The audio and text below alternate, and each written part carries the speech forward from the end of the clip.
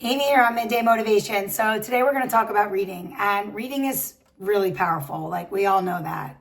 And some of us read for pleasure, and some of us read to pass the time, and some of us read to learn. I mean, people read for all different reasons. And I'm going to ask you today to put a little different spin on why you read. I want you to start reading to be challenged. Okay? And, if you think about this, how many of us read and stay exactly the same? Right? We live in this world full of information, right? There's podcasts and articles and books and quotes, and we are far more educated than any generation before us, and yet so many lives never change. I don't know, why is that?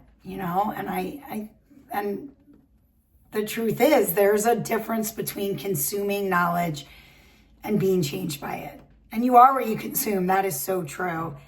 And if all you consume is what's comfortable and familiar and easy, well, then don't be surprised if nothing about you ever changes. Real reading isn't about comfort. It's not about hearing what you already agree with. Real reading challenges you. It confronts you. It sometimes it makes you uncomfortable. And that discomfort, well, that's kind of the point, right? Because that's where growth happens.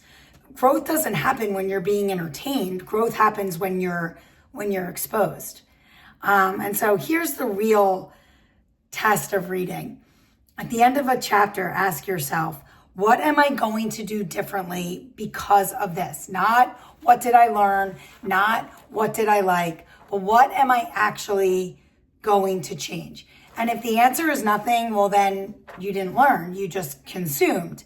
And to be honest, the world is full of educated people who never change their behavior, and that's why their lives stay exactly the same. Real reading opens you up. It shows you the parts of yourself that need work. And once you see that, well, now you're kind of responsible to do something about it, right? You got to fix those parts. You got to change. You got to be willing to change. You have to be willing to try to be better because now you know better.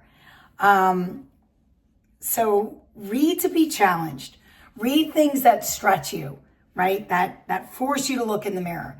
If you're closing a book and you're the same person that you were when you opened it, well, then that's not the real reason behind this assignment that I'm giving you, right? I'm asking you to read to be challenged, right? Because I used to believe that knowledge is power, and I still believe that. I do.